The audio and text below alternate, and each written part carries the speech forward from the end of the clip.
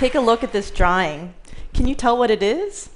I'm a molecular biologist by training, and I've seen a lot of these kinds of drawings. They're usually referred to as a model figure, a drawing that shows how we think a cellular or molecular process occurs. This particular drawing is of a process called clathrin-mediated endocytosis. It's a process by which a molecule can get from the outside of the cell to the inside by getting captured in a bubble or a vesicle that then gets internalized by the cell. There's a problem with this drawing, though, and it's mainly in what it doesn't show. From lots of experiments, from lots of different scientists, we know a lot about what these molecules look like, how they move around in the cell, and that this is all taking place in an incredibly dynamic environment. So in collaboration with a clathrin expert, Thomas Kirkhausen, we decided to create a new kind of model figure that showed all of that.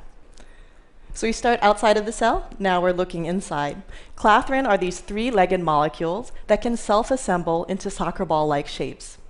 Through connections with the membrane, clathrin is able to deform the membrane and form this sort of a cup that forms this sort of a bubble or a vesicle that's now capturing some of the proteins that were outside of the cell.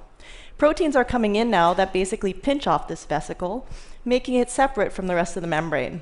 And now clathrin's basically done with its job. And so proteins are coming in now, we color them yellow and orange, that are responsible for taking apart this clathrin cage. And so all of these proteins can get basically recycled and used all over again. These processes are too small to be seen directly, even with the best microscopes. So animations like this provide a really powerful way of visualizing a hypothesis. Here's another illustration. And this is a drawing of how a researcher might think that the HIV virus gets into and out of cells. And again, this is a vast oversimplification and doesn't begin to show what we actually know about these processes. You might be surprised to know that these simple drawings are the only way that most biologists visualize their molecular hypotheses. Why? Because creating movies of processes as we think they actually occur is really hard. I spent months in Hollywood learning 3D animation software, and I spend months on each animation. And that's just time that most researchers can't afford. The payoffs can be huge, though. Molecular animations are unparalleled in their ability to convey a great deal of information to broad audiences with extreme accuracy. I'm working on a new project now called The Science of HIV, where I'll be animating the entire life cycle of the HIV virus as accurately as possible and all in molecular detail.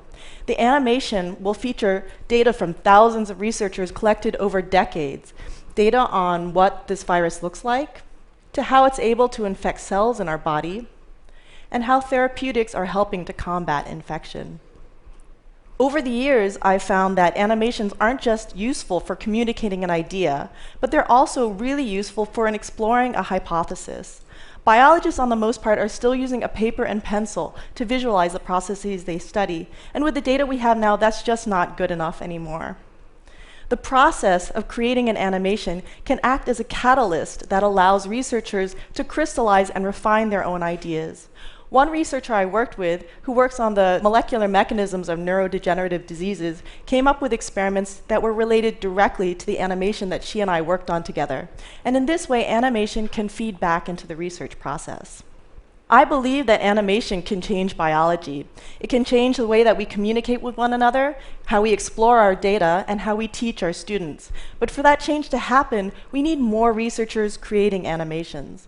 And towards that end, I brought together a team of biologists, animators, and programmers to create a new, free, open source software. We call it Molecular Flipbook, that's created just for biologists, just to create molecular animations.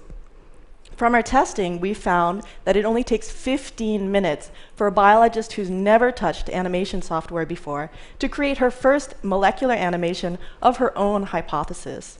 We're also building an online database where anyone can view, download, and contribute their own animations. We're really excited to announce that the beta version of the Molecular Animation Software Toolkit will be available for download today. We're really excited to see what biologists will create with it and what new insights they're able to gain from finally being able to animate their own model figures. Thank you.